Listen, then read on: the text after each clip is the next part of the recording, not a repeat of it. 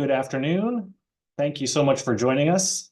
We've just opened our doors. We're going to give people a few minutes to join us in the meeting, and then we will get started. Thank you.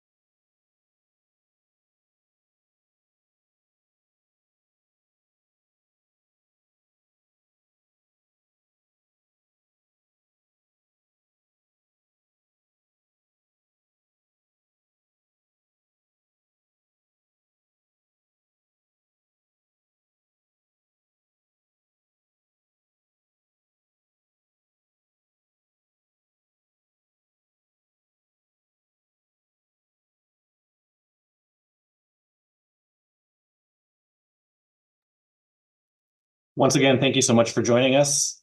People are still entering the meeting. We'll just give them a chance to settle in, and we'll get started in just a couple of minutes. Thanks.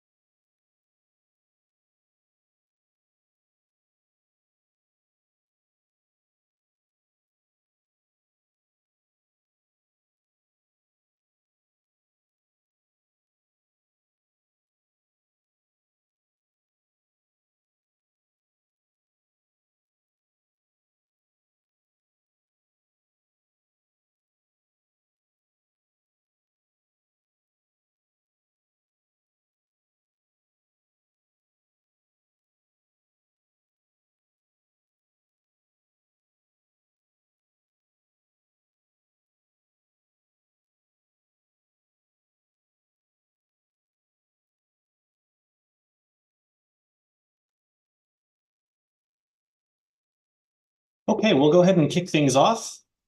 I want to welcome you and thank you for taking the time tonight. My name is Eric Botsford. I'm the director of the Manhattan office here at the Department of City Planning. I just want to note before we begin that we are recording this session and it will be provided on our website and also on YouTube following the conclusion of this meeting. So once again, thank you so much for taking time from your evening to join us for this town hall meeting for the Midtown South Mixed Use Plan, or MSMX for short. We're really excited to be here with you as we move into the next phase of the planning process for Midtown South. The Midtown South Mixed Use Plan seeks to lay the groundwork for vibrant and active neighborhoods where housing can coexist with offices, the creative industry, and other uses. Our meeting tonight will be multifaceted. We'll share what we've heard and learned so far in our engagement efforts and through our research. And we'll talk about how we're translating that information into a planning approach for Midtown South. We'll also walk you through the next steps in the process and then open it up to hear comments and questions from all of you. This will not be the last opportunity to engage with us and to engage with the plan. So we encourage and we welcome your continued participation and input throughout the process. Before we begin, I'd like to extend a welcome to City Planning's Director, Dan Garodnick, for some opening remarks, and followed by Councilmember Keith Powers. Dan? Okay, thank you, Eric. Good evening, everyone. I'm Dan Garodnick, Director of the Department of City Planning. Thank you all so much for attending this meeting on the future of Midtown South. And apologies for the barking dog. That is going to be just a temporary condition, I promise you. We really appreciate your joining us for this important conversation. As you all know, Midtown South is one of the most centrally located neighborhoods in New York City. It's an amenity and transit-rich area that has been a vital jobs hub going back for generations.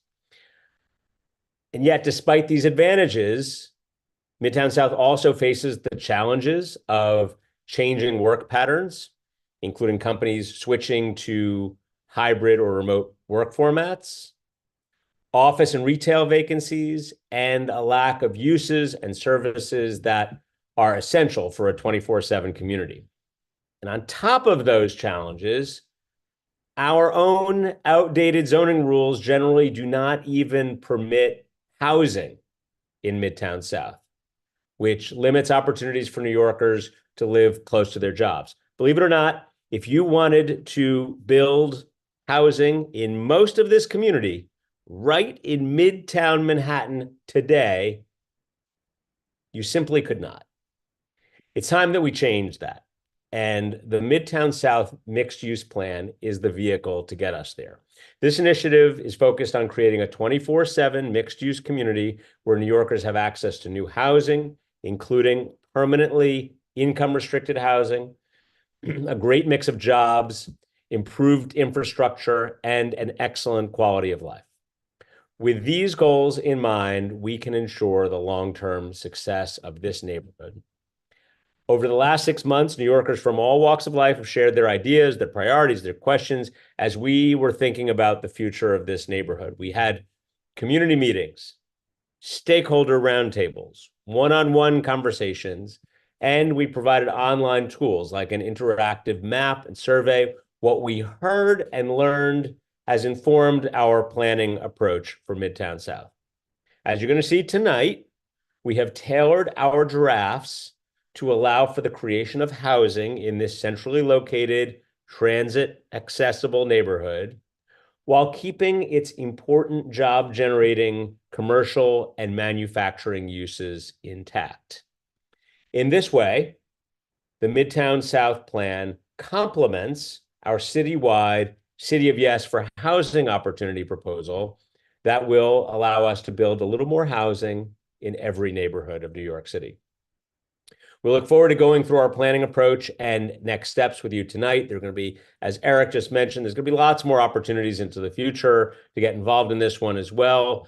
We'll look forward to that and working with all of you to make this happen and to get it all done. But to keep up with the latest, make sure that you always visit midtownsouthplan.nyc, midtownsouthplan.nyc. So to close, I also want to take a moment to thank the elected officials who are essential to this important work. We have been working very closely with the borough president, Mark Levine, and council members Eric Botcher and Keith Powers. Councilman Powers is with us here tonight. We're super excited about that. Thank you, Councilman. Your fantastic leadership and support have been greatly appreciated, and we look forward to strong ongoing partnerships with you as we plan for the future of this incredible neighborhood.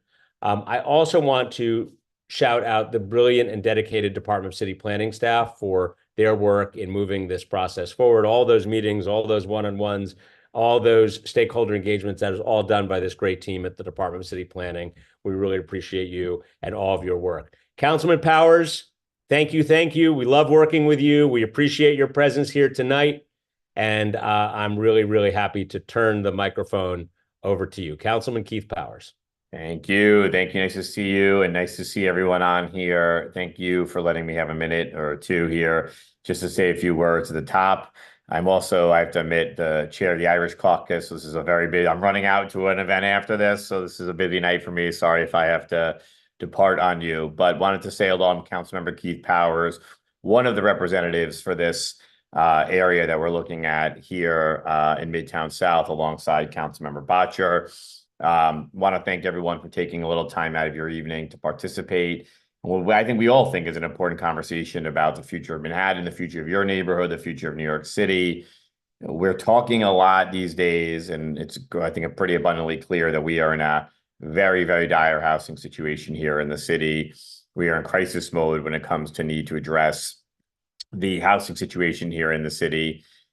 Failure, I think, to make those investments over decades. And then we're seeing, obviously, the outcomes of that with skyrocketing rents and displacement and homelessness. So we all know, I think very clearly, what we need to do is to get more housing onto the market.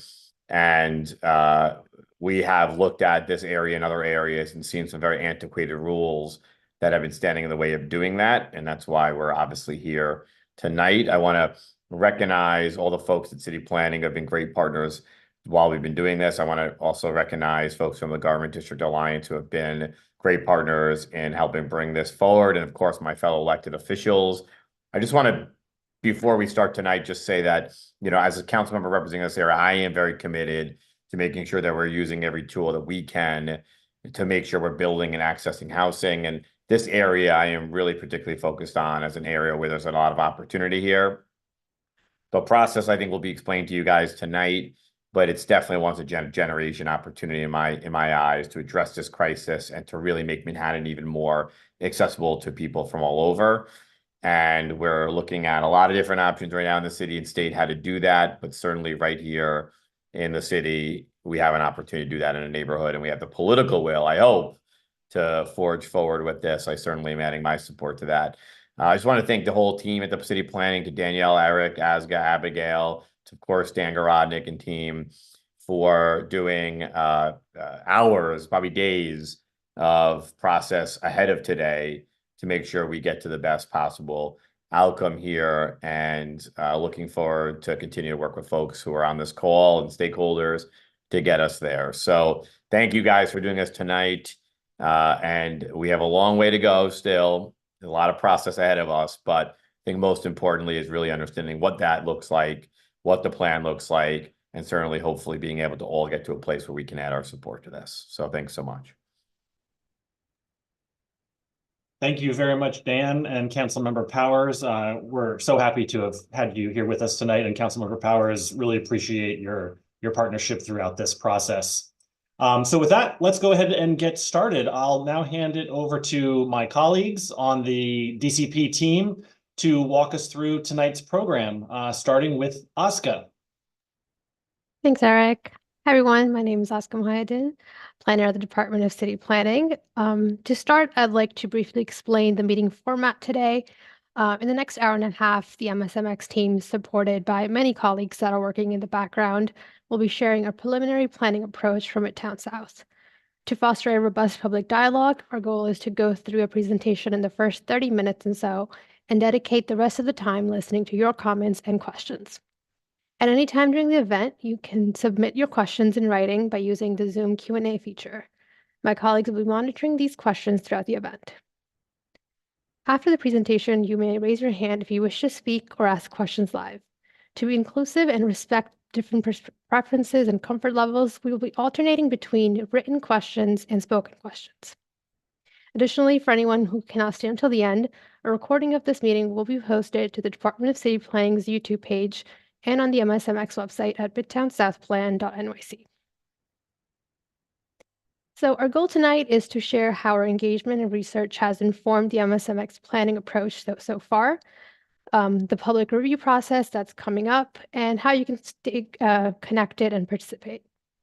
After the presentation, we hope to get to as many of your questions as possible. We are at the outset of a process to further develop and refine the neighborhood plan, and a neighborhood plan is guided by community priorities, our research, as well as local, citywide, and agency goals.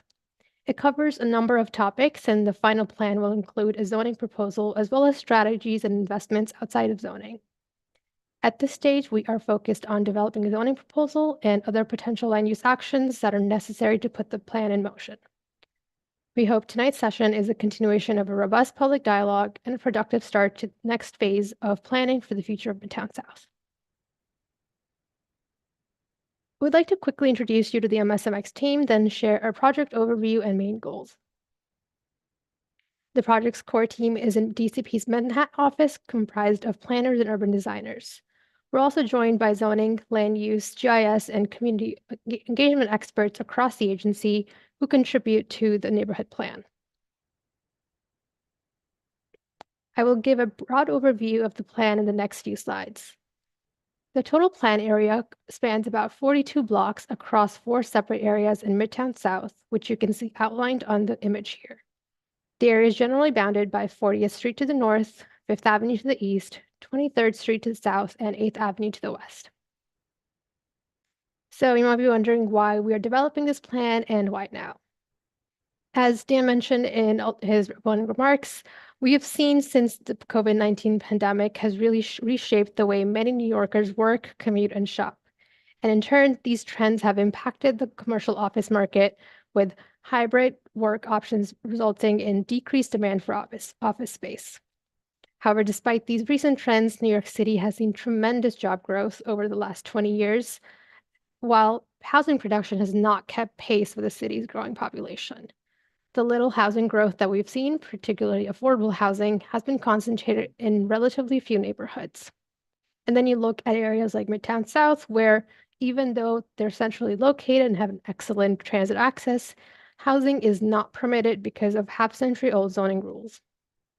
It is time to undo the barriers holding back housing opportunity and give New Yorkers more housing choice. At a high level, the plan seeks to foster 24/7 mixed-use neighborhoods within the plan area. We aim to create new opportunities for housing, including affordable housing, while also aiming to enhance the diverse economic sectors that already exist in neighborhoods today. And of course, our goal is to address and help improve quality of life in the area by creating the conditions for active street life and public spaces. Here's a very brief overview of tonight's agenda. We'll begin with what we learned during our engagement process so far, go over some high-level research findings, introduce our planning approach, and then walk everyone through what the public review process will look like moving forward and how you can stay involved. Lastly, we'll open the floor to your comments and questions. I will now walk you through a few slides to provide a recap of our engagement and how the findings and recommendations from that engagement process has helped us formulate the planning objectives of the neighborhood plan. The kickoff meeting in October marked the start of our engagement. Over the last few months, we have done robust community engagement and channeled what we've heard into a draft approach, which we'll be introducing tonight. This will eventually be refined into a draft plan, which will be presented at a public info session before we start the ULURP process. In addition to the kickoff meeting, we have engaged with the public through our website, weekly office hours, and a survey. We also held 7 stakeholder roundtable conversations, the feedback from which we'll review today. This public engagement, along with our research, has informed the planning approach. At the kickoff meeting, many attendees called for a truly mixed-use neighborhood with both businesses and housing. They wanted to ensure small businesses and legacy industries could continue to grow while addressing quality of life concerns around safety, cleanliness, and the public realm. Overall, attendees generally supported additional denser housing in Midtown South. To ensure an informed planning approach, we sought out the perspectives and expertise of subject matter experts and the people who live, work, and create in the neighborhood. To learn more about the neighborhood's conditions, challenges, and opportunities on the ground, we convened 7 roundtables to speak with housing stakeholders, current residents, larger businesses, real estate experts, social service providers, and small business owners. The following slides share what we learned from each group. Please note that these slides include a lot of information, but we don't expect you to read it all today. I'll highlight some key takeaways from each roundtable and will provide this entire presentation on our website for you to review in detail. An even more detailed summary of each roundtable can also be found on our website. Housing stakeholders supported allowing more housing of all types, including residential conversions, affordable housing, and supportive housing. Participants called for removing hurdles in the zoning to spur housing production. They also noted that while residential conversions of vacant commercial spaces would be great, these projects often come with high conversion costs and need flexible zoning. Importantly, the group highlighted the need for state action and tax incentives to maximize housing production, especially if affordable housing is required through MIH. We spoke with area residents to understand the neighborhood's strengths and opportunities. Residents like the neighborhood character, proximity to other neighborhoods like Koreatown, Chelsea, and Hudson Yards, as well as central location and transit access, which makes it really easy to commute to work. They supported the addition of more housing, especially affordable housing, and believed more residents would attract additional local amenities like grocery stores and lead to livelier and safer street conditions at night.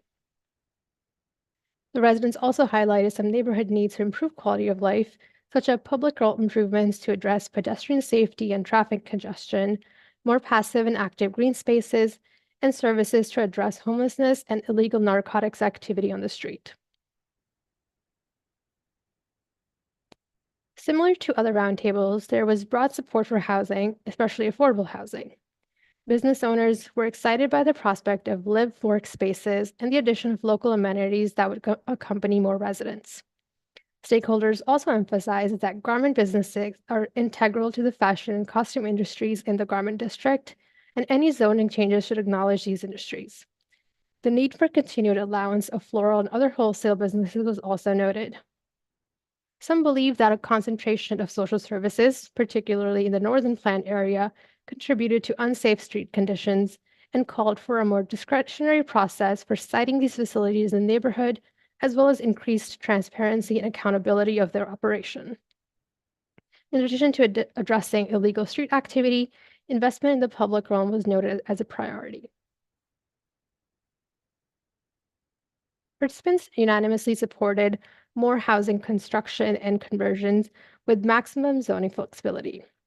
Although they were keen on increasing the area's housing supply, the group raised a number of nuts and bolts concerns. They noted that conversions, for example, depend on tax incentives and bulk flexibility, while affordability requirements make conversions extremely difficult. At the same time, they wanted to ensure housing was balanced with important business assets in the area, like the Class B and C office spaces.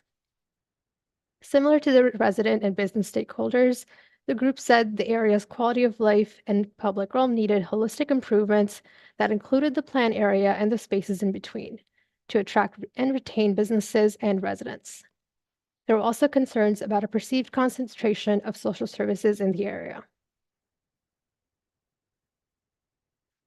The social service roundtable called for more housing in the area, as well as holistic neighborhood-level planning. Participants stated that the plans represents an opportunity to invest in real resources, space, and services to support vulnerable individuals in the Midtown South community.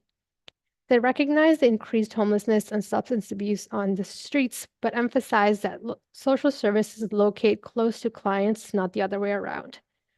Some clients and others linger on the street because there are few safe havens or support services like community center where they can go during the day. Roundtable participants believe that education and better communication with the community can help mitigate issues and the negative perceptions of social services and the people who use services. Last but not least, we hosted 2 roundtables open to all small businesses in the area. Similar to other roundtables, participants were supportive of housing the plan area and didn't see it as a conflict for their business operations.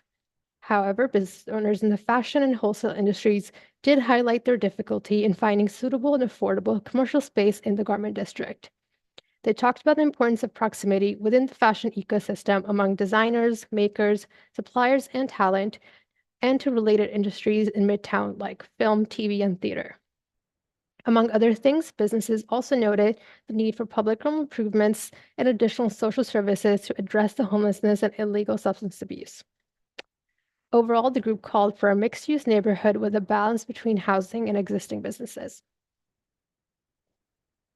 The MSMX team also conducted a survey through our website that had 180 responses, about 60% of whom live or work in the area. They identified their top 3 priorities for this plan were housing, public safety, and improved street conditions. Respondents also included what they love about the area and the future changes they want to see here. Again, this presentation will be hosted on our website for you to look through the details on this slide.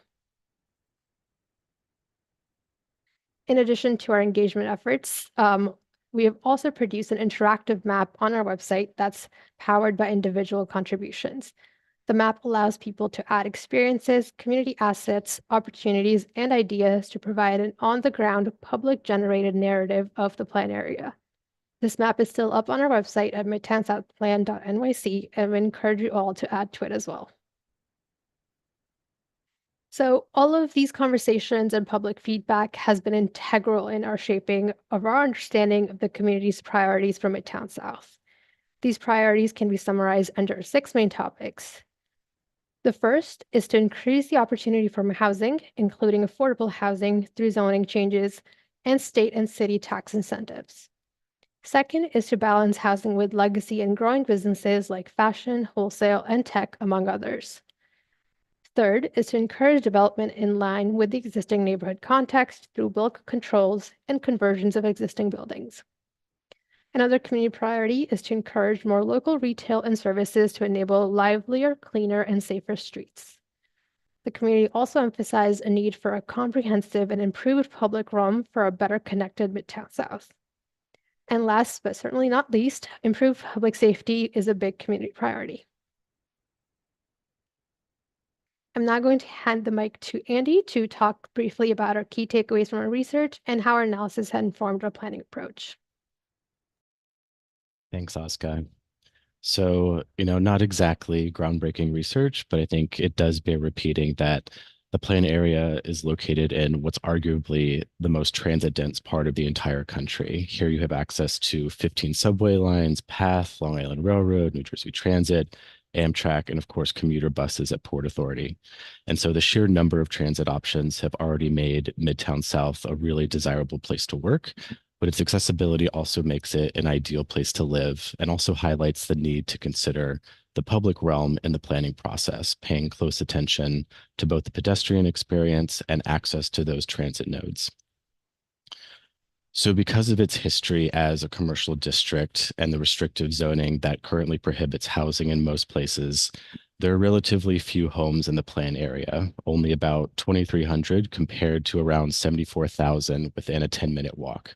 And so you can see on this map the stark difference between the dark red lots just outside the plan area that contain housing compared to the relative absence of housing within the plan area itself. So the M16D district in the Southwest reveals the untapped demand for residential development here. Rezoned to allow a limited amount of housing in 2011, that M160 area contains more than a third of the total homes in the entire plan area, despite covering less than 2 blocks. And several hundred affordable homes have also been built there under the voluntary inclusionary housing program. We also think it's important to note that Midtown South is a really critical economic driver, not just for the city, but for the region as a whole. The plan area contains over 135,000 jobs and over 7,000 businesses. And this is an employment density that's comparable to what we consider sort of the core Midtown office districts to the north. And in general, jobs in traditional manufacturing have declined sharply over the years, mostly due to changes in the fashion industry. And these trends, of course, mirror broader macroeconomic headwinds for production-based sectors. But despite that decline in manufacturing, there's still a presence of fashion jobs, mostly in the Northwest, although a lot of those are now more office-based, like design studios, showrooms, retail, and wholesale. And so while all 4 areas grew jobs at a faster rate than the city and the US over the last decade, remote work has significantly impacted the number of workers who are actually present in the office and is associated with higher vacancy rates for offices. We found that subway ridership in the area's stations is only 2/3 of what it was pre-pandemic, creating a really noticeable drop-off in activity. Looking at the retail environment for a second, the storefront vacancy rate is higher now at 15.2% than it was pre-pandemic, 12.9%. And while that's on par with the Manhattan average, that rate is significantly higher than the city average of 11.7%. Unlike a lot of other neighborhoods, retail storefronts are as likely to be found on the side streets here as they are on the avenues, which provides a foundation for more active street life in the future. So because of the overwhelmingly commercial nature of Midtown South, a lot of these stores close early or don't even open on the weekends. So by allowing more housing and more residents, we feel that we could see growing demand for a much wider range of goods and services and hopefully help fill the vacuum created by fewer in-office workers. The existing buildings in the plan area, again, reflect the neighborhood's industrial history. The area is almost completely built out, meaning there are very, very few undeveloped sites here. The vast majority of buildings were constructed before the current 1961 zoning resolution, and nearly half of all buildings are larger than what today's zoning rules would allow. So on your right is a map of existing built density, or FAR. So the darker the red, the higher the density, the higher the FAR. The northwest is the densest part of the plan area. More than half of existing buildings are over 12 FAR, and a significant share of those buildings are between 15 and 39 FAR. So these are really, really massive buildings. The median FAR is similar in the Northeast, and in general, existing densities are just slightly lower in the southern part of the plan area compared to the north, which we think calls out for treating those two areas differently in a potential rezoning. And many of these buildings' architectural and structural qualities make them pretty attractive candidates for office to residential conversions. And that, again, is a possibility that's precluded by today's outdated manufacturing zoning. So at this point, you've seen the data and what we've heard from our engagement meetings. We've learned a lot about the neighborhood's strengths and what people feel are opportunities for improvement. And in the next part of the presentation, we're going to focus on how we can use the tools at our disposal to realize our goal of making Midtown South a much more dynamic neighborhood.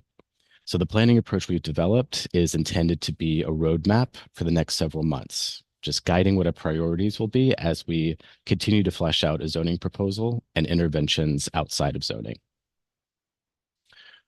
Over the next series of slides, we're going to show how we translate the goals of the MSMX plan into a series of more concrete next steps. So taking our cue from those broad planning goals that Oscar mentioned earlier, we've synthesized our analysis and stakeholder feedback and organized them into a series of recommendations under these three buckets: create vibrant mixed-use communities, support critical economic activity, and enhance neighborhood character. And each element of the approach is designed to complement and reinforce the others, and we'll walk through each of these in more detail.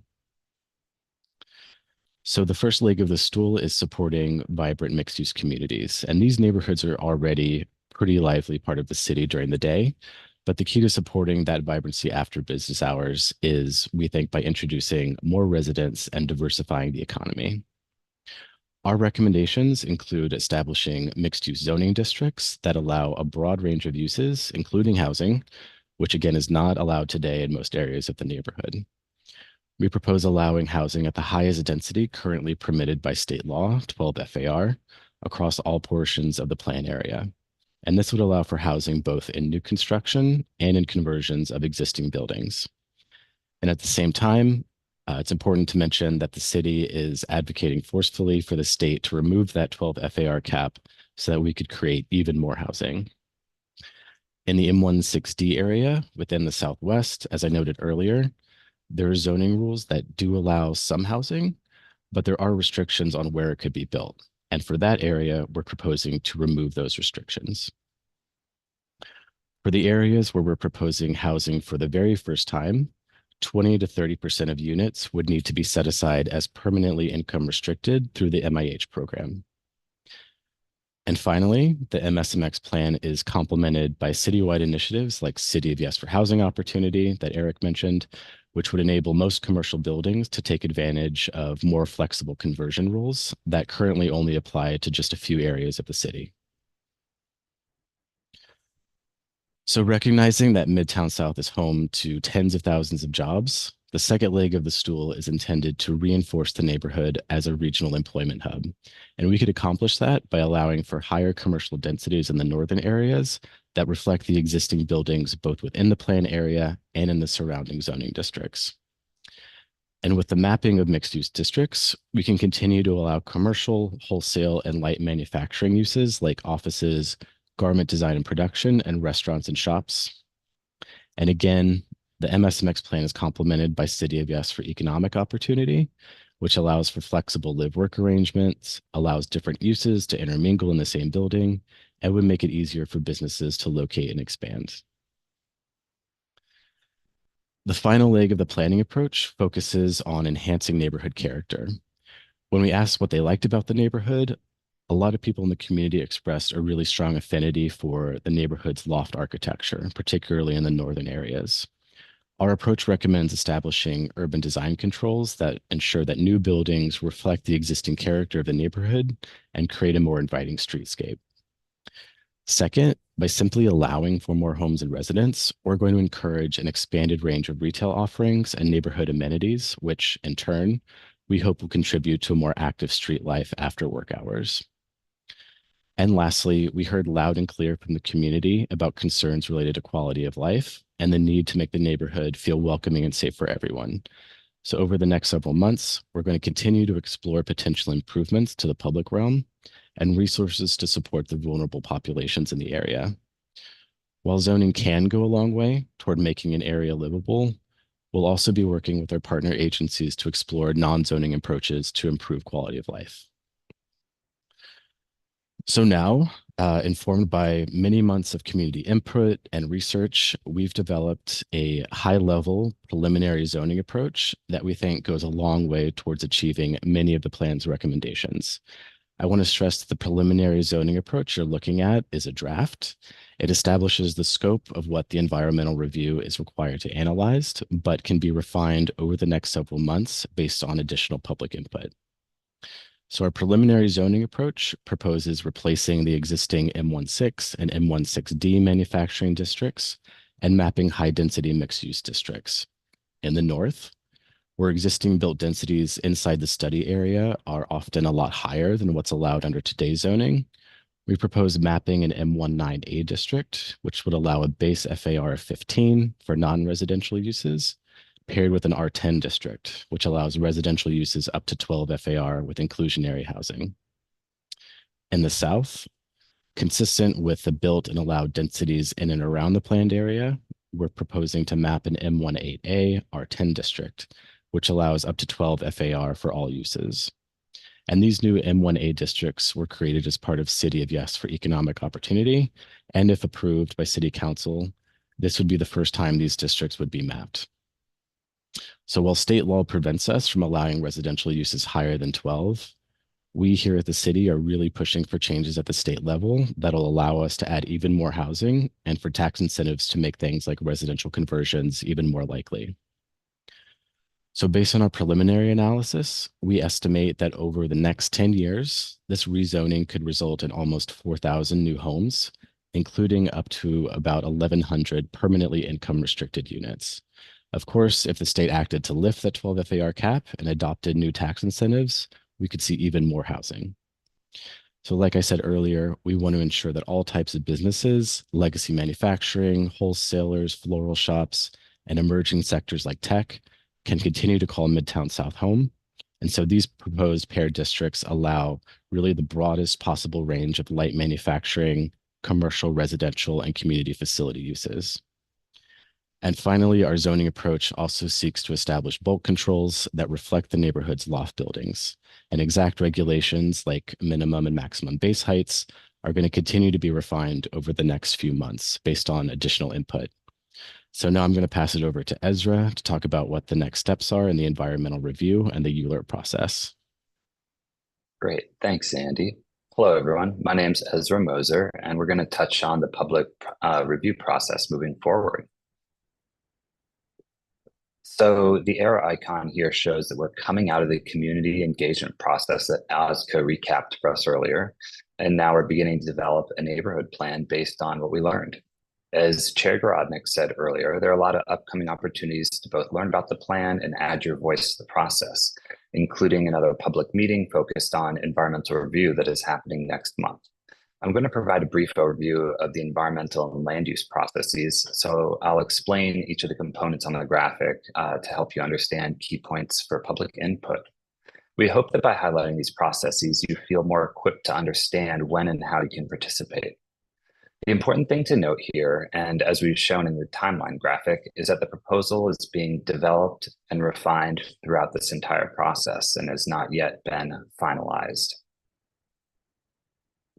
So there are many acronyms and jargon, especially when it comes to environmental review, but we hope that we can convey a clear picture of the opportunities that you'll have to share your recommendations and ask questions. The City Environmental Quality Review, or SEQR process, is the process by which we identify potential environmental and neighborhood impacts from a new land use proposal and then study them to inform the project. It's one of the first formalized steps in establishing a land use proposal. There are different deliverables that the SEQR procedures have depending on the land use actions themselves. But in this case, the MSMX plan requires what's termed an environmental impact statement, or EIS, which is the most extensive type of review. So why is this process important? SEQR allows participants in the public review process to evaluate project benefits and the new needs that it might produce. It also ensures mitigation measures are identified in the case of adverse environmental impacts. The draft scope of work is the first step towards producing an EIS and further developing a proposal. The scope of work for MSMX, the draft scope of work, will be released on March 19th. It establishes the scope of what environmental components need to be analyzed in order to inform the neighborhood plan. This includes things like traffic, transit, schools, construction impacts, and a host of other areas of analysis. It's important to note here that the scope does not establish the final neighborhood plan proposal. Rather, it provides a framework in which to analyze the potential environmental impacts. It essentially establishes an outline of the project so that we can then conduct our analysis. The scoping meeting will be the next opportunity for the public to provide input, and specifically on the scope of the project as far as environmental review goes. This is where you can provide recommendations on what should or shouldn't be included in the environmental analysis. So the scoping meeting will be held on April 18th, and you'll be able to register online on our website at midtownsouthplan.nyc. So public comments from the scoping meeting, they're reviewed, they're incorporated, and they're baked into the final scope of work, which initiates the draft environmental impact statement, or DEIS. This DEIS discloses environmental data in order to inform the public and decision makers, and it outlines possible mitigation measures in the case of potential impacts. The DEIS enters public review to be commented on during the ULURP process, which I'll touch on in the next slide. The final environmental impact statement, or FEIS, comes later in the process prior to any vote to approve the project. And the FEIS incorporates the public's comments on the DEIS that we received during the public review process. So I'll just briefly touch on the Uniform Land Use Review Procedure, or ULURP process, ULURP for short. ULURP is a standardized procedure for public review of land use applications and involves many participants, including yourselves, DCP, the City Planning Commission, community boards, and your local elected officials. Generally speaking, the ULURP process runs for approximately 7 months. There will be opportunities at each stage of the ULURP process for public input, and multiple public hearings will be held along the way. Additionally, we plan to hold a public information session well in advance of ULURP's commencement to outline the land use review process in more detail, so stay tuned. So this concludes the presentation portion of tonight's event, and I will now turn it over to Abby Ryder, who will moderate the comments and questions portion of this evening. Thanks, Ezra. All right, now on to the best part of this town hall meeting, which is when we get to hear from you. As we get started with receiving your comments and answering your questions, I've got some general guidance to share so that we can make sure that this conversation is a pleasant experience for all. To that end, just note that all participants will remain muted unless called on. You can indicate that you wish to speak by using the raise your hand feature on Zoom, and we will call on you in order. Please be respectful of everyone and keep your comments or questions brief so that we get to hear from as many people as possible.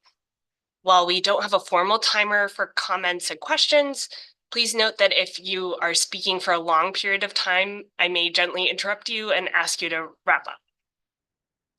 I'm going to emphasize what was said earlier, which is that we have presented a draft planning and zoning approach today. Therefore, we may not be able to answer some of your questions just yet, especially those that relate to the environmental analysis, and we encourage you to join the scoping meeting. However, your comments and questions today and going forward will continue to help shape the MSMX plan. If you'd rather type than speak, please take advantage of the Q&A feature on Zoom. We are monitoring everything you submit here live. And finally, if you feel your question was not answered during the town hall, you can send an email for more information to midtownsouthplan@planning.nyc.gov. Just very quickly, I'm going to go over some of the options you have to comment or ask your question. And if you're watching this presentation live on YouTube right now, but would like to ask a question or share a comment, please visit our website, midtownsouthplan.nyc, where you can find a link to register and join this meeting via Zoom right now. You can also dial in at the phone numbers listed at the bottom of the screen and press *9 to raise your hand. I see a few raised hands, and we have a lot of written questions submitted via the Q&A feature. So this is how it's going to work. I'm going to alternate between calling on a couple of folks who have their hands raised, and then I'm going to read a couple of written questions that we have received from participants in the Q&A box, and we'll continue to switch back and forth from there. Just so you're aware, we're grouping similar questions together so that we can answer as many people as possible. If you have raised your hand, I will be calling your name or the last 3 digits of your phone number for those dialing in to let you know that you will be promoted to panelist. So you can unmute yourself and turn on your camera if you'd like. Please note that after you are promoted in our system, it may seem for a couple seconds on screen as if you've been kicked out of the Zoom call. Do not panic. Very quickly, the Zoom box will reappear. You should, or you may have to click a button to accept the promotion, but after that, you'll be able to turn on your camera and mic to speak. Okay, so let's get started. I'm going to call on the first 2 people who have their hands raised. And actually, it looks like we just have one person with their hand raised right now. So I'll start with that person. We're back up to 2. Okay, so I see the first 2 people are going to be Andrew Hyatt, followed by Ben Wetzler. Can we promote Andrew now? And again, this may just take a moment. All right, Andrew, can you hear us? Yeah, I can. Thank you. Great, go ahead. All right. Thank you for the presentation. Everything you're presenting looks great and well thought out. I really support it. One thing that strikes me is that as more people start to live in the area, there's a real lack of amenities in the there's very few parks, and like, okay, you have Madison Square Park on one side, sure, but Herald Square is not exactly the kind of place that I think is all that suitable for the neighborhood. And you do have Broadway there cutting through the entire section, right? Like, it's very prominent. If you look at the map, it's like Broadway is right there. It's available. It doesn't even have that much traffic because of Herald Square and similar restrictions down by Madison Square. But I know that DOT has been pretty reluctant to turn more of Broadway into plazas. Is this something you've been thinking about? Is this something that's a possibility, or is it sort of out of your purview as part of this plan?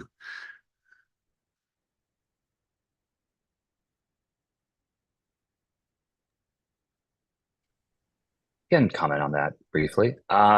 So we do feel that community investments in the public realm are an essential part of the neighborhood planning process, and we've had a lot of input, during our engagement, and we continue to look for further input. We are working with our sibling agencies, DOT especially, to identify capital improvements that would bring new plaza space, maybe even green space to the area.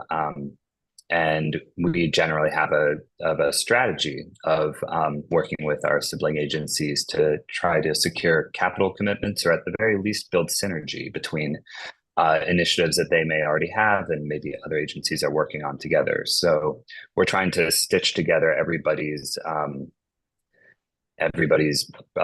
working proposals, potential capital commitments in the area, so that we can pair that with the zoning proposal to make the area a more vibrant 24/7 neighborhood. Thank you.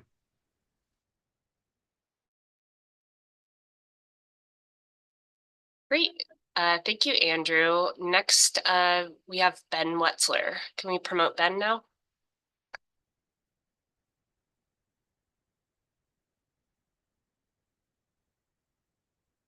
Hi, Ben. Can you hear us?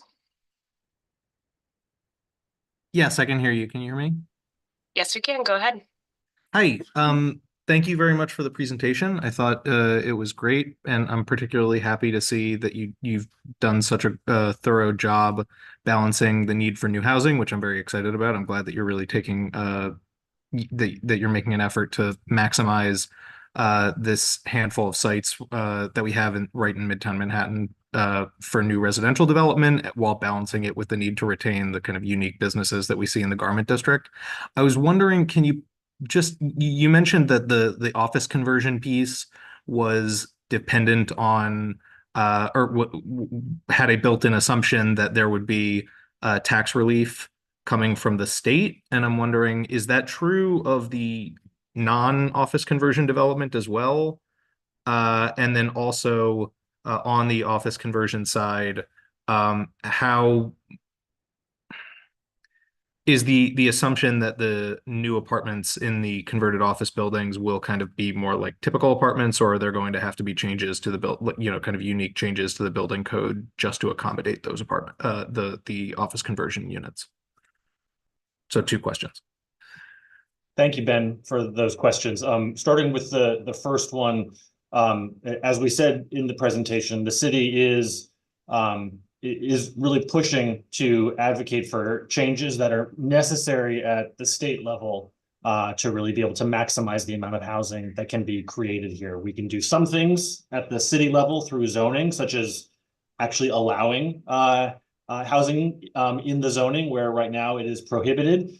But there's more opportunity at the state level, and that includes things like lifting the limitation on housing, the maximum amount of housing that can be created in the city that is controlled by the state. The other piece, as you note in your question, is providing state tax incentives to make it easier and more cost-effective to provide housing. That certainly applies to conversions, which can be quite costly to undertake, conversion of existing buildings to residential. But I think, as you were getting at in your question, it does apply to new construction as well. And the city is advocating for tax incentives, really kind of across the board to assist with housing production in the city. And we're certainly hopeful that the state will take action and we'll be able to get even more housing here. The changes that we're proposing today are not completely dependent upon the state taking action. The city can act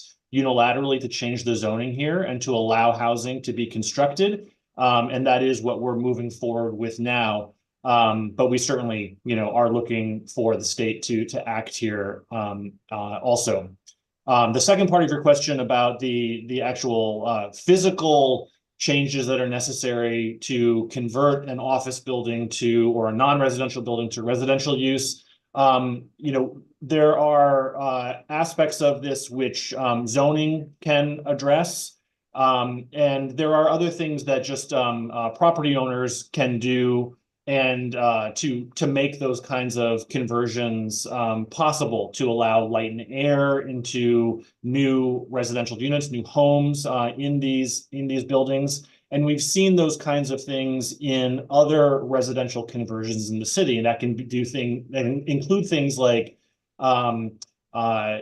punching new light wells through the center of a building so that apartments can get additional windows, get more light and air into apartments. The built environment in Midtown South is, we think particularly conducive to residential conversions. You've got a lot of buildings that have really ample and generous windows, high floor to ceiling heights, kind of the wedding cake building style, where a building rises up from the street and then begins to set back with terraces. All of those things that we see in Midtown South make buildings particularly attractive for residential conversions. As we move forward in finalizing and fine-tuning this plan, we're very eager to hear from practitioners and others for feedback in how we can incorporate changes into zoning to make conversions easier and more likely to occur. So thank you very much for your question. Thank you. Thanks, Ben. Now we're going to move over to some questions from the Q&A feature. First, we have a question from Ji Zhu, and I apologize if I'm mispronouncing your name. But the question is, existing manufacturing buildings which follow M district bulk, yard, and setback requirements typically have a 20-foot rear yard. When converting to residential use, which typically requires a 30-foot rear yard for light and air, it cannot provide such condition. How does the MSMX plan address this very typical condition for most of the existing buildings when converting to residential use? I can take that one. So in our zoning resolution, there are essentially two sets of residential bulk rules. There are residential bulk rules that are geared more towards sort of your new ground up residential development that usually require things like 30-foot rear yards, ample light and air and things like that. And then there's a second set of residential bulk rules that apply to commercial to residential conversions that have relaxed regulations. And as part of City of Yes for Housing Opportunity, those regulations are looking to be extended to more areas of the city. So that's what MSMX is attempting to do here by introducing residential use as of right. So if we were to allow residential use as of right, those commercial buildings and manufacturing buildings could then take advantage of these more flexible residential bulk rules. So you wouldn't necessarily have to have a 30-foot rear yard or the exact same bulk restrictions that would be imposed for ground up development. And I would also add that, at the end of the day, not all commercial and manufacturing buildings are going to be suitable for residential conversions, just by virtue of their size, their floor plates, having, little or no rear yards and things like that, which is what we want. Again, we want sort of a balance of commercial and jobs uses here, but also residential.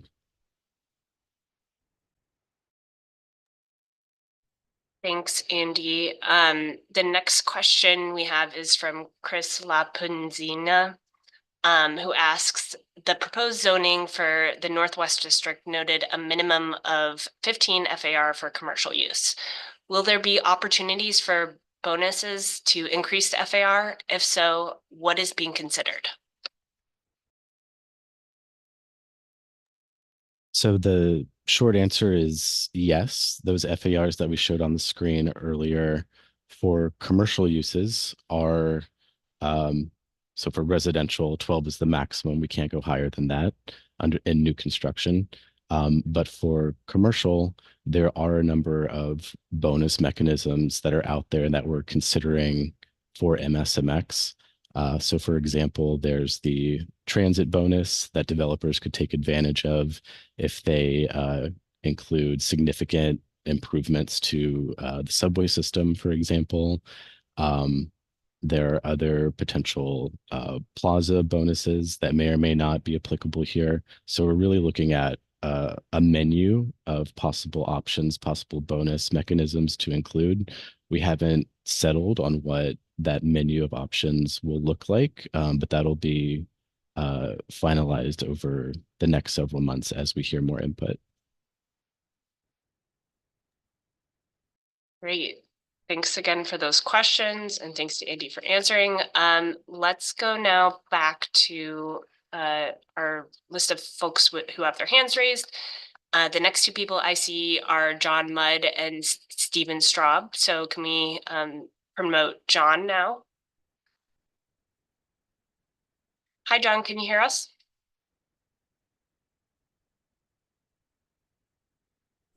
Yes, I got you. Thanks for Great, having go me. Thanks for doing this. I appreciate any thoughts on housing. I'm with the Midtown South Community Council. I've been around 30, since 84, and council's been around just as long. We work on health, housing, and food. I think the focus on housing is great. 20% is not nearly enough. If you're going to continue to exclude the people that you see on the streets and you see the elderly and all that, we're not going to solve anything. It's been a crisis. It is a crisis.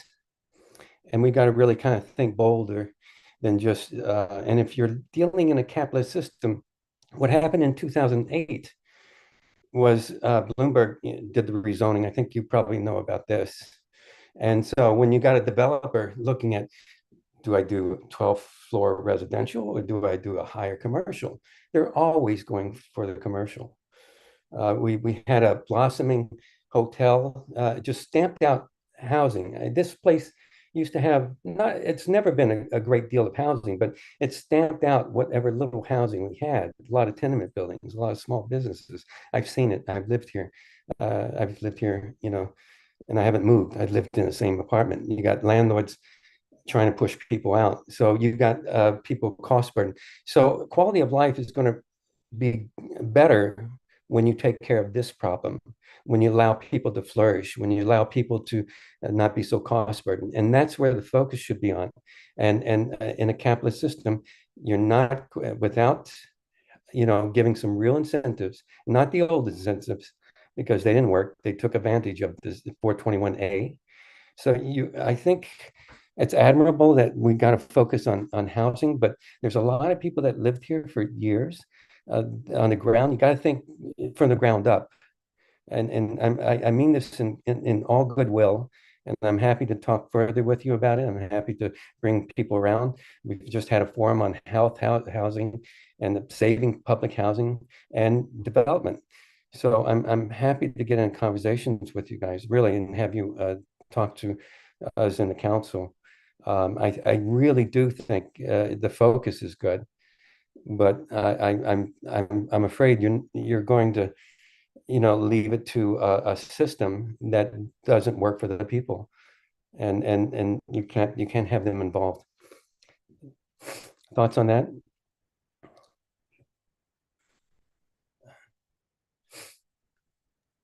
Thanks, John, for your comments. We definitely agree that there's a crisis here, and we hope that being able to add this housing will contribute to alleviating that. But we acknowledge that there are other tools, including programmatic tools out there to help with more vulnerable populations. And so as part of the plan, we're going to be continuing conversations with the Department of Housing Preservation Development and Department of Homeless Services, as well as social service providers to continue exploring other pathways as well that can be paired with this zoning tool that we have presented to you today. That's great. Thank Are you you. going to connect this with the Venado, the Midtown, the Penn Station area too? That development, is this going to be kind of thought in holistic like the whole area, Penn area, because the Penn area, the fight between demolishing housing there and developing the Penn Station, of course, and all the commercial they want to bring to Midtown, river to river. Is that going to be integrated? Are you thinking in terms of that whole area? I saw your map, but Yeah, so as part of this particular MSMX plan, we're really focused on these four areas. But in terms of thinking about things like the public realm, we're really looking more holistically. So we're looking at how this particular area fits within Midtown and all of the other things happening in and around Midtown as well. So really trying to take a comprehensive approach when thinking about some of these other aspects of the neighborhood, like the public realm. And just to quickly follow on to that, and thank you for the questions. I want to come back again to, that we're trying to maximize the amount of housing that we can permit in Midtown South to really ensure that, we have a real robust balance between commercial and manufacturing and also housing in these neighborhoods. And as we said during the presentation, we have the ability to, unlock housing in these neighborhoods up to the maximum amount that zoning can permit today, which is 12 FAR, the density of 12. The state limits our ability to go beyond that and to provide more housing. And so, we are looking to the state to give us the authority to be able to increase the amount of housing beyond what the state currently allows us to do. And the city is pushing very hard for those kinds of changes that would be needed. And, I think what your question really kind of got to is, really to ensure that we're maximizing the amount of housing here, which in turn allows us to maximize the amount of affordable housing that we can require here as well. Thank you. Yeah, thanks, John, for those good questions. And you got 2 responses there, so pretty good. All right, next we have Stephen Straub. Can we promote Stephen?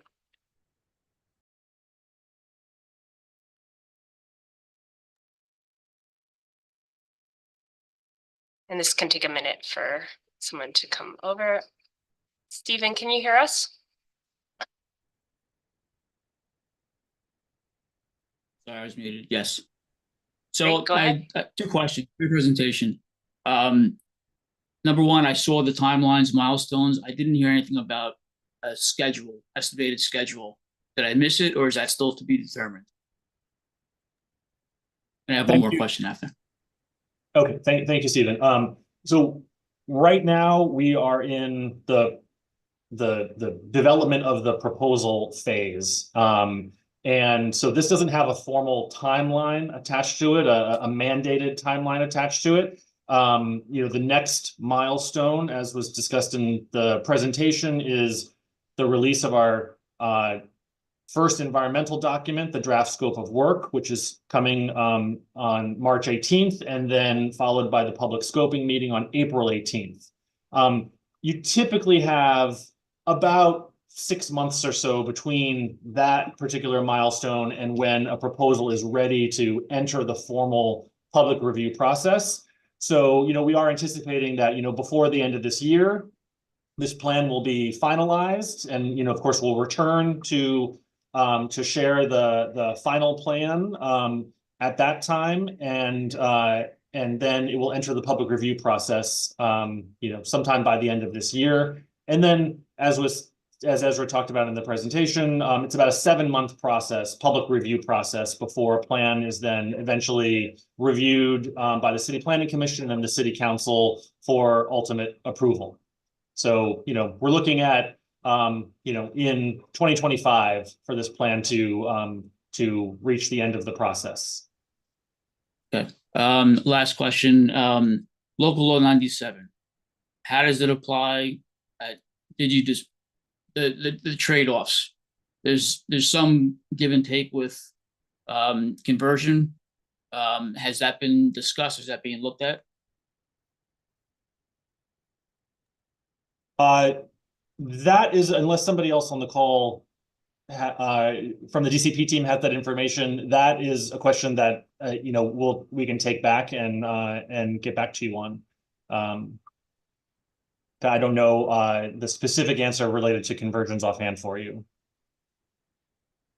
Okay, I'll put it in the chat. Thank you very much. Thank you. Great. Thanks, Stephen. All right, now we're going to switch back and ask a couple questions from the Q&A feature. The first one is from Jim Wright, who asks, how would hotel use fit into the proposed new zoning districts? Hi, Jim. Thanks for your question. So hotel use would technically be permitted under the proposed rezoning as it is permitted today. However, it would be required to go through a special permit to at city planning to be able to develop a hotel. So what would be required if a property wanted to include a hotel on their site is they would come to city planning and get a city planning commission approved special permit in order to be able to build a hotel. So the same citywide hotel special permit rules would still apply. Thank you. Thanks, Jim, and thanks, Nabila. The next question is from Alfonso Kimchi, who asks, how do potential changes to building codes get incorporated into this process? For example, many old buildings have footprints that don't comply with the light and air and setback rules for residential use. Is that being considered? It's one thing to allow housing, but it's another thing to make it practically achievable. Yeah, so thanks for that question. So a lot of those things that you mentioned, setbacks, et cetera, actually in the zoning code, not the building code. And I think that my answer earlier related to the relaxed residential bulk for conversions applies to that question. But there are elements of the building and fire code, life safety regulations, et cetera, that would not be changed under this proposal. And we don't actually have specifics on how those two things would interact, but nothing in the MSMX plan would change building code or fire code, only the zoning code. Great. Thanks, Andy, and thanks, Alfonso, for that question. Next, we have David Zaga, who asks, why wasn't the block between 8th Ave and 9th Ave in the Garment District included for residential rezoning? Thank you for that question. But when you refer to the block between 8th and 9th Ave, I'm assuming you mean the blocks between 8th and 9th Ave. There are several blocks as part of the Garment District that are located between 8th and 9th Avenue that are not within the study area for this Midtown South plan. And that's for a number of reasons. First and foremost, housing is already permitted in a limited fashion within that particular area today. This plan, the Midtown South mixed use plan, is really focused exclusively on manufacturing districts where housing is generally completely prohibited today. But I think you raise a really important point because I think we certainly agree that bringing more housing into these areas is really critically important.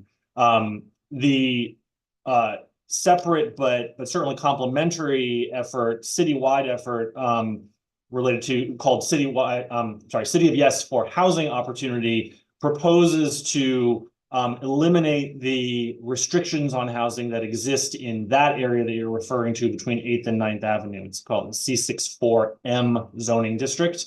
And the restrictions on housing would be removed as part of that citywide effort.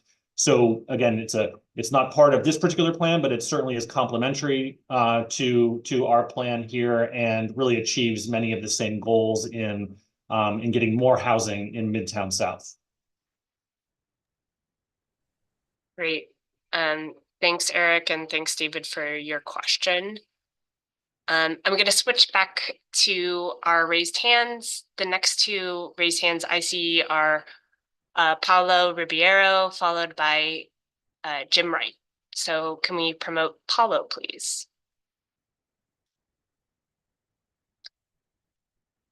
All right, Paulo, can you hear us? Yes. Go ahead. So thank you for the presentation. I happen to live one of the 55 units on the northwest, and what's striking to me is the difference between the different quadrants. My quadrant, the northwest, 55 units. Some have over 1,000. So can you explain what historically drove those differences, and if, as part of your plan, you think it should be more balanced distributed, or you highlighted some difference between the north and the south, but is there enough to make up for the huge difference in what already exists, 55 versus thousands in other parts, or it doesn't matter? I mean, you just look at it as a whole. Well, thank you for that question, Paulo. You know, I think what drives a lot of the difference between that you highlighted in your question is the history of these areas. And you know, the northwest quadrant is one that is, you know, really almost completely occupied today by very substantial buildings. So the opportunity for and at the same time has had zoning for, you know, the past you know, almost 60 years now that does not permit new housing to be constructed. So the kind of like or even for conversions to take place of existing buildings to housing. So that combination of factors has meant that you haven't seen very much housing in that particular area.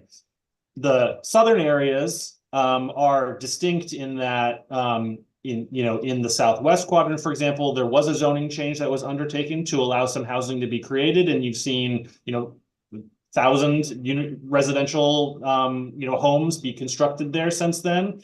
And also you've had some other opportunities for construction of new housing, either on vacant lots, for example.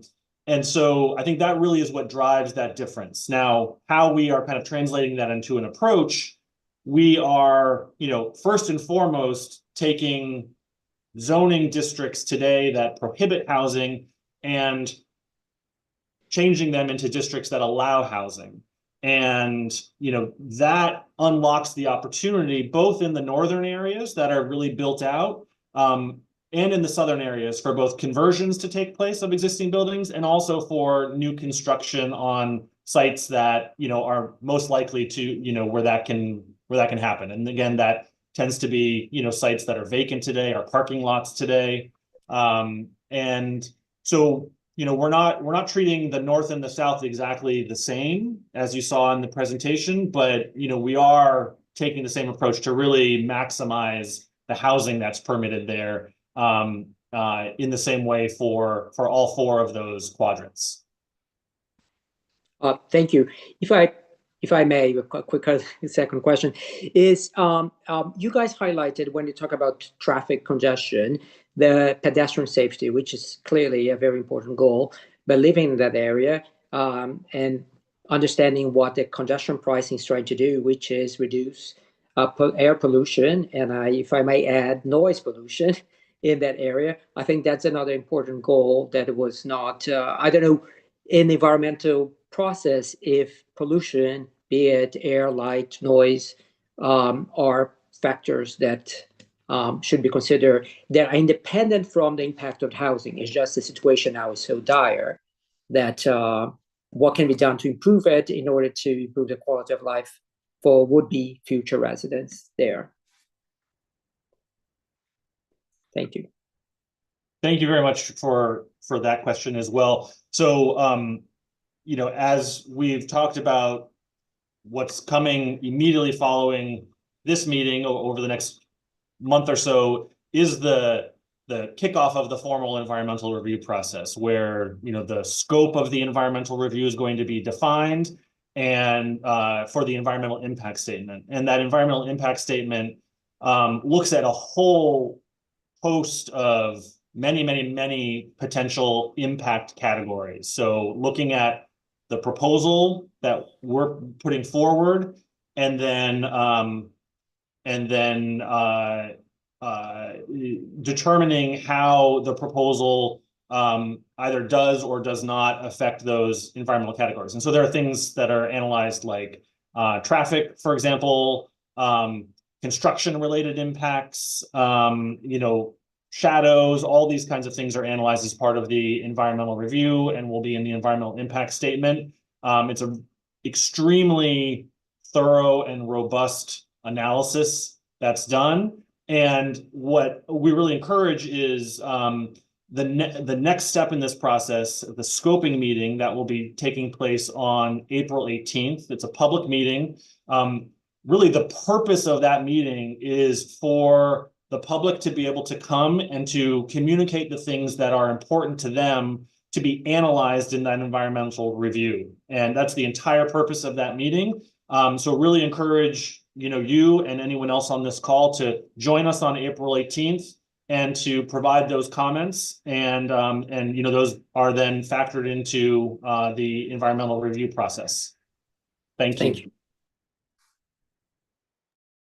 Great. Thanks, Eric, and thanks, Paolo, for that. All right. I think our next person who has their hand raised is Jim Wright. If we can promote Jim now.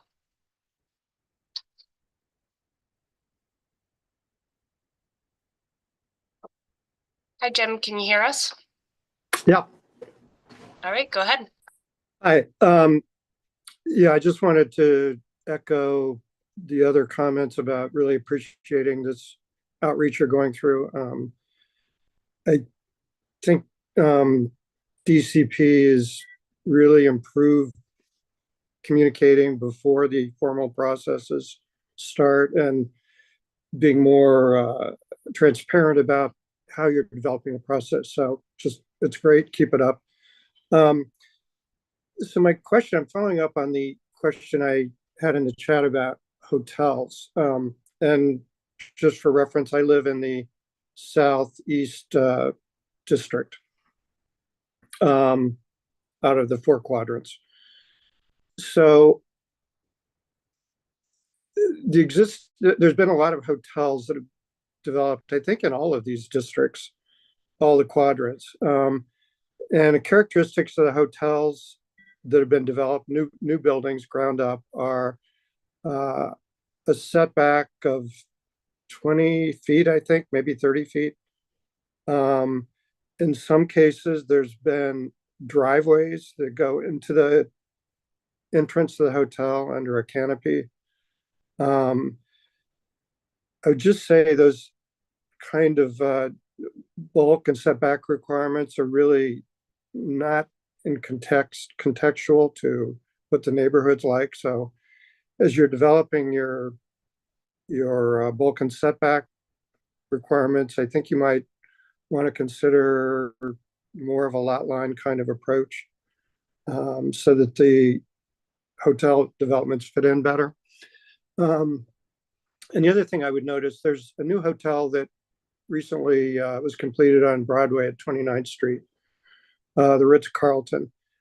And the hotel designed the building so that the entrance is on 29th Street, and the Broadway side, it's on a corner site, Broadway and 29th Street. On the Broadway side, it's essentially treated as the back of the building, including a large loading dock and off-street loading area, which is really jarring in context of the development of Broadway as being a more pedestrian-oriented street.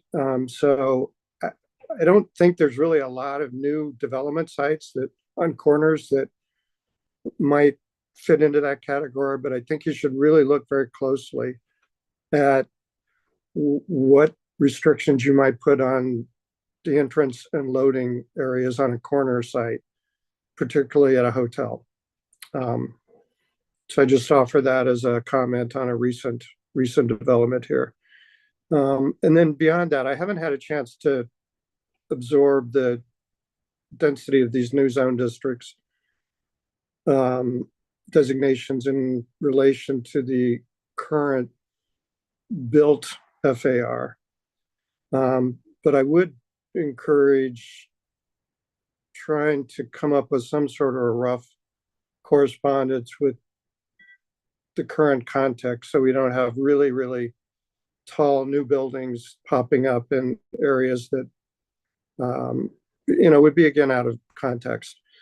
And I'll just point out there's one very large parking lot site on 25th Street between Broadway and 6th, which could be a large combined lot site, which depending on how it's done could be fit well into the neighborhood, or it could really pop out. So I know you mentioned that there's not really very many open sites, but there are a few. So I would really encourage you to look at those specific sites and analyze what the new zoning might do there to try to keep it more in context.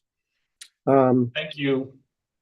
Thank you. Sure. Thank you so much, Jim, for those questions. And I think you get at really critically important things that we're actually quite passionate about here at City Planning, which is, how our zoning translates into the built environment and buildings that get constructed. And hear you loud and clear about the hotels that have been constructed throughout these neighborhoods that have those, front setback areas that you identify. It's something that we've heard previously, and prior city planning zoning action in the garment district in particular has responded to that and has sought to try to actually prevent the ability to build those kinds of front setbacks, that kind of create almost like missing teeth along the streets. And that is something that we are seeking to replicate here in this plan as well, throughout all 4 of these quadrants, really ensuring that buildings, mirror and reflect the loft buildings that really define the character of these neighborhoods, with, strong bases that kind of hold the street line and, rise up. That's really the really valuable architectural and urban design qualities of these neighborhoods that we've heard in the engagement process, and we certainly share that perspective. So our urban design controls will be responding to that and ensuring that new construction looks like the loft buildings that are there today in holding that street line and having a strong base. So really appreciate that comment. And your other comment about individual hotels that are developing are really valuable feedback for us and things that we can certainly take a look at as part of this process. What I would ask and hope that you could do is pop those specific locations into the Q&A here, so that we have a written record of it, and we can kind of take a look at it and determine how to respond in zoning. So again, really appreciate your comments. Those kinds of bulk controls or urban design controls are part and parcel of any kind of plan that we undertake in neighborhood planning efforts, and we certainly appreciate your comments. Thank you. Thanks, Eric, and thanks, Jim, for your questions. Oh, and sorry, Abby, just one more thing, because I know that we actually have gotten another comment related to hotels in particular, or another question written related to hotels, that really does speak again to the proliferation of hotels that took place in these neighborhoods. And the zoning that is being put into place, or that would be put into place here by the plan that you've seen tonight, really is mixed use zoning. It allows a whole host of uses. Hotels are one of the uses that would be permitted here. But I do think that one really critically important distinction to make here that kind of separates the before from the after, the before being when so many of these hotels were constructed here that have caused a great deal of concern that we've heard throughout this process, is that those kinds of uses were allowed as of right previously. As of right means that you really didn't need any special permission. If the zoning allowed it, and the zoning did, you just went straight to the Department of Buildings, got your building permits, and built the hotel. And really, nearly all the hotels that you see throughout the Garment District and other parts of Midtown South were developed at that time when no special permission was needed. Now there is a citywide requirement that any hotels that are being developed have to seek a special permit from the Department of City Planning. The City Planning Commission has to approve them, and then the City Council then has to approve those hotel uses.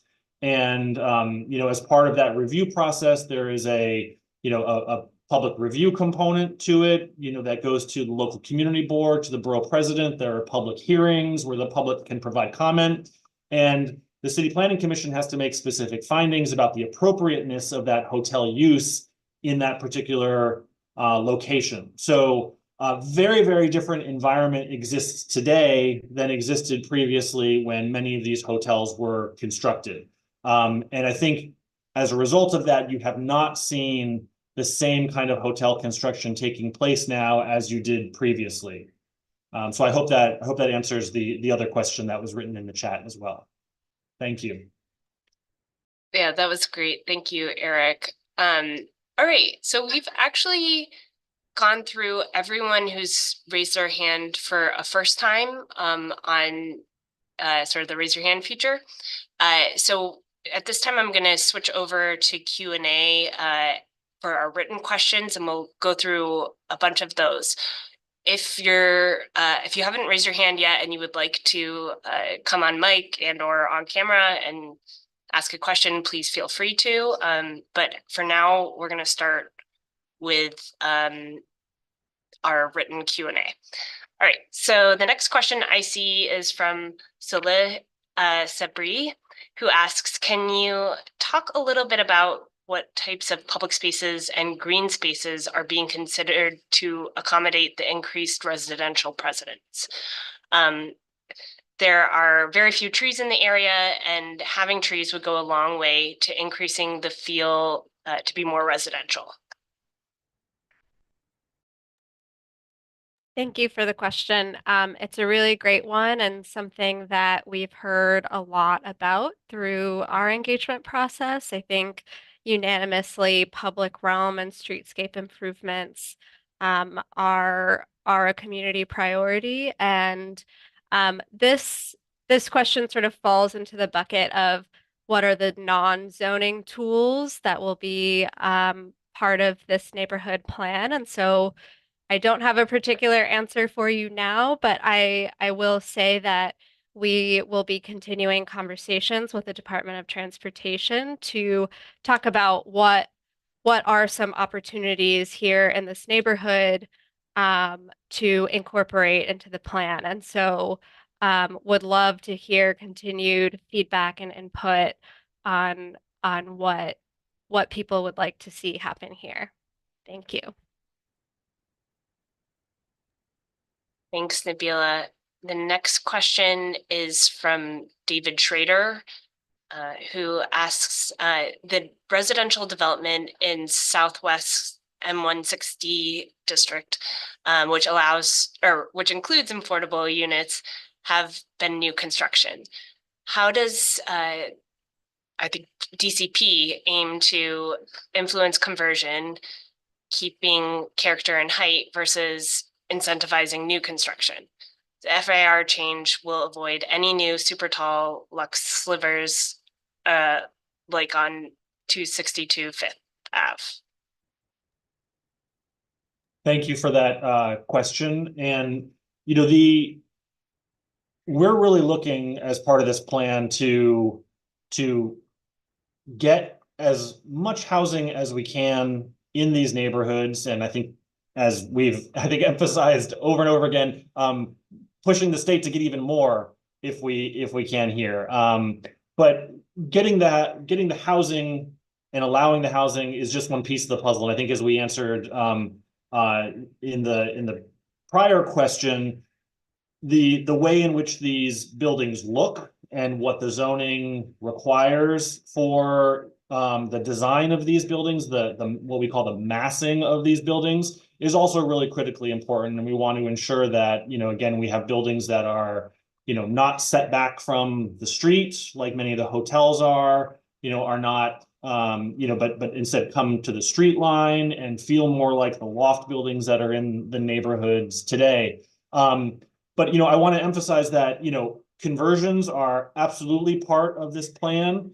New construction also is as well on the sites where it is possible. I think as we've described, many parts of this study area are already occupied by really substantial buildings that are built, well beyond what is allowed by zoning today. And, those are the buildings that, are, really likely to remain as, office buildings or light manufacturing, or to convert to residential use in the future. We do have some sites within these 4 areas that are suitable for new construction. And, with the housing crisis that we have today, we really do have to maximize the ability to get housing built for New Yorkers. And as part of that, it allows us to mandate affordable housing in new construction as well. So, the way in which we get the maximum amount of housing here and the maximum amount of affordable housing here is really allowing housing in conversion and in new construction. And, that is certainly the intent of this plan here. But again, our urban design controls are going to be fine-tuned over the coming months. The kinds of comments that you're providing to us tonight are really, very valuable comments that we'll take in and consider as the plan is finalized. And we'll be back out again before this plan enters the public review process to share the full details of the plan, including zoning in all of its details as to what will be required, what will be allowed in Midtown South. So thank you very much. Great. Thanks, Eric. And thanks, David, for your question. Next up, we have Max Goodstein, who writes, will utilities in the area be upgraded if more residential conversion takes place? Well, that's another area that is studied as part of the environmental review process as well. And again, really encourage you to participate in the April 18th environmental scoping meeting. To make that comment, ensure that comment is reflected in the environmental review process. But that is a standard analysis category that is looked at in the environmental review process. But if you have specific comments about specific utilities, that April 18th meeting is really the perfect opportunity for you to provide that comment, ensure it's officially recorded as part of the environmental review process, and will be responded to in writing as part of the response to all the comments that are received. Thank you. Great. Thanks, Eric, and thanks, Max. All right, now we're going to move on to Susan Clark, who asks, there's a lot about this plan that sounds intriguing to me. As a neighbor, I'd love a more residential neighborhood, but is anyone else concerned that we're talking about rushing into very, very permanent changes, i.e. removing office and commercial space from Midtown Manhattan forever, under the assumption that the current low occupancy of office and commercial space is necessarily going to last forever? Thanks, Susan, for that question. It's an interesting one, and I think what we would say to that is, with a neighborhood plan, we don't expect change to happen immediately. What a rezoning will do is open the doors to allowing for these new uses, so allowing for housing. But typically, a lot of this happens over time, and we've taken a look at other neighboring areas around our plan area where there was a similar history, where there was a manufacturing district that was rezoned in the past to allow for housing. And generally, what we saw happen there is that while housing increased, so did jobs and other businesses. So the two can coexist, the two can go hand in hand. And, you know, typically, even with our environmental review, which you'll learn more about on April 18th if you attend the scoping, is that when we look at these neighborhood rezonings, these changes, they're usually being analyzed over a 10-year period. So just want to highlight the fact that while this will be permitted in the future, or we're proposing adding housing here in the future, we typically it won't mandate the change. So if a property owner would like to convert or develop new housing, they will be permitted to. Thank you. Thanks, Nabila, for clarifying that, and to Susan for your thoughtful question. Next up, we have Sarah Cobb, who asks, the descriptor vibrant 24/7 that is associated with MSMX branding per today's program suggests to me around-the-clock nightlife, which might be successful in this area where I used to live, but might not be conducive to strong residential growth, especially for young families that will add to the neighborhood live-work fabric. Could you please comment on the goals of MSMX in terms of making the neighborhood more appealing and successful as a residential location at all levels of affordability? Thank you, Sarah, for that question.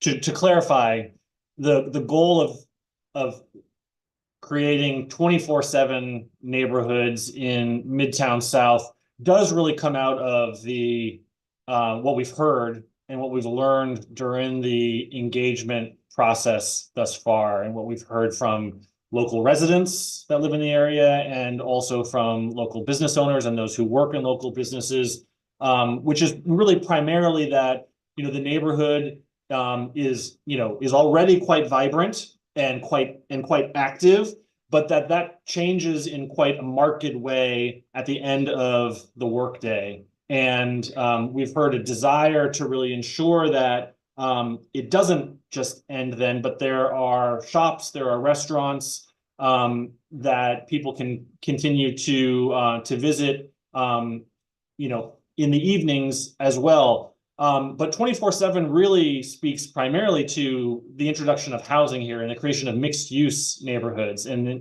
that by having people who live here 24/7, that you have more activity on the streets, both day and night, both during the weekday and on the weekend, and that you also are creating the environment where you can create the ecosystem around a mixed-use neighborhood that you see in mixed-use neighborhoods that includes stores, that includes restaurants.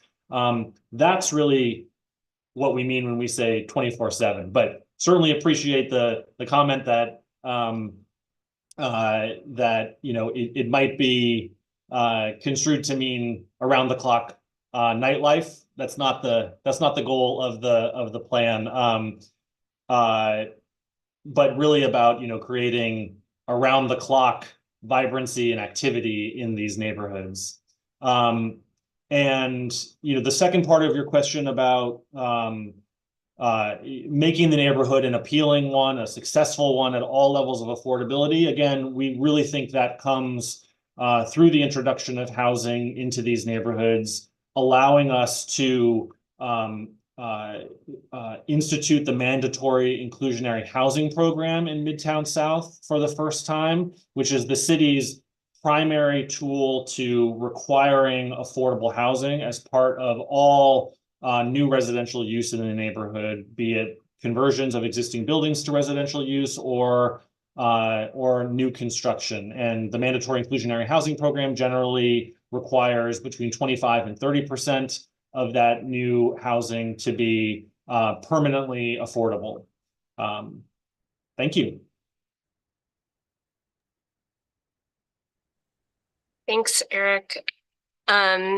Next, I'm going to sort of go back to some of our questions where folks have already asked a question before. So these are sort of repeat questions or repeat people coming back with more great questions for us. So I just want to take a moment to encourage anyone who hasn't had a chance to either raise their hand or put a question in the Q&A. We have capacity and the time to answer your questions or hear your comments as well right now. So just putting that out there. In the meantime, Jim Wright asks, how do you find the FAR of an existing building? Actual FAR may be more or less than the allowed zoning FAR. Thanks for that question. So firstly, what I'll say is you're right, Jim, that there are definitely areas throughout the city and including in our plan area, as Andy had shown in the presentation, where a building's FAR is higher or significantly higher than the allowable FAR under zoning today. And a lot of how that happens is many of the buildings that are overbuilt, so have a higher FAR than what's permitted under existing zoning, is because they predate the 1961 zoning and are therefore larger. But in order to calculate FAR, FAR is the ratio of total building floor area to the area of its lot size. So we have a great planning tool that's called ZOLA, ZOLA .planning.nyc. And if you go to that website, you can type in an address of a building you're looking for, and it'll show you what the current zoning district is. And then it'll show you the building floor area as well as the lot area. And so you can calculate by dividing the floor area from the lot area. And that'll get you the building's actual FAR. And then there are links to the zoning district for you to be able to take a look at what that particular zoning district allows for the maximum FAR. Hope that's helpful. We had a few questions about that, so thank you. Thanks, Nabila. And everyone showing up gets a zoning 101 class tonight, so this is great. Okay, I'm going to switch back to our raised hands right now, and it looks like we have John with their hands raised. So can we promote John right now?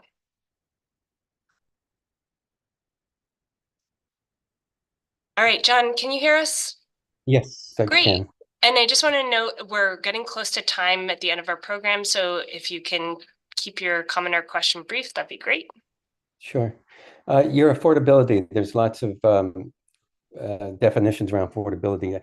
The way they've been using it, even throughout the city and the common talk is way off key to what we really need here. What's your idea? Are you using those base terms that's being used, that's being touted, that's, with the 30% affordability and with the developers now, or have you determined something other than the AMI and tell me your thoughts on that, on affordability. Well, as part of the allowance of housing in Midtown South, the transition from manufacturing only districts to districts that also allow housing, we have the ability to map the mandatory inclusionary housing program across Midtown South, across the areas that would be rezoned. I really want to emphasize, because this is something that we hear, this comment, it's a really important one. And, of course, we appreciate the desire to maximize the amount of affordable housing that is created for New Yorkers. No one is disagreeing about the importance of that, and, the dire housing situation we have in the city today. Our mandatory inclusionary housing program is extraordinarily robust. When you put us up against, any other city in the United States in terms of what we require.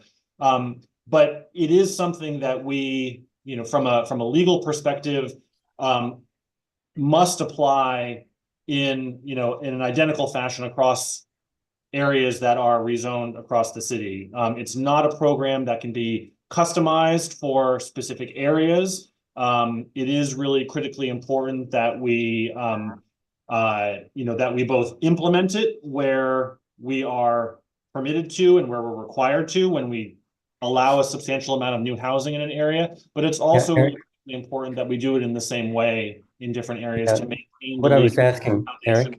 Program. So, we look for opportunities wherever possible to provide for additional affordable housing. If there are sites that the city owns, for example, where additional affordable housing can be created, we absolutely, seize on those opportunities. And again, it's between 25 and 30% generally of the housing. And the specific details of whether it's 25 or 30%, which AMI levels are targeted, that is something that is worked out in the process. And it's something that we hear public comment from people during the process. And at the City Planning Commission and then the City Council consider the proposal, it is at that time that a specific percentage amount of housing and AMI is identified to be implemented and put into the books that defines then what is required going forward. So again, thank you very much for your question. It's it's certainly a concern that we share, and we're always looking to maximize the amount of affordable housing that we can legally get through the neighborhood planning process. Great, thanks, Eric and John. Apologies, I think we just had a bit of a technical difficulty with your promotion just now. So apologies if you dropped off. All right, we have one last question in our written Q&A. And after that, we're just gonna wrap up and conclude for the evening. So that last question is from Sarah Cobb, who writes, in terms of livability and drawing people to reside in the MSMX area, has there been thought to the arts in general and public art in particular, which together make an extraordinary difference to the fabric of any neighborhood? I hope this will be front and center along with green spaces for this community. Thanks for the question, Sarah. So this is a great question, and it's something that we're going to continue exploring with our partner agencies as we think through some of the more quality of life tools and solutions for improving the public realm and improving the streetscape. And we really look forward to hearing more comments like this, as well as working with our partner agencies to think through some ideas and opportunities to include as part of this neighborhood plan. So thank you. Thanks, Nabila. And what a great note to end this on. That's actually our last question of the evening. So let's move on now to next steps. I want to thank everyone again for your time, your interest, and your thoughtful comments and questions this evening. Let's figure out our next steps from here.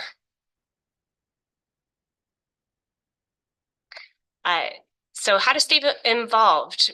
We at DCP always rely on your input and feedback to build a successful MSMX plan.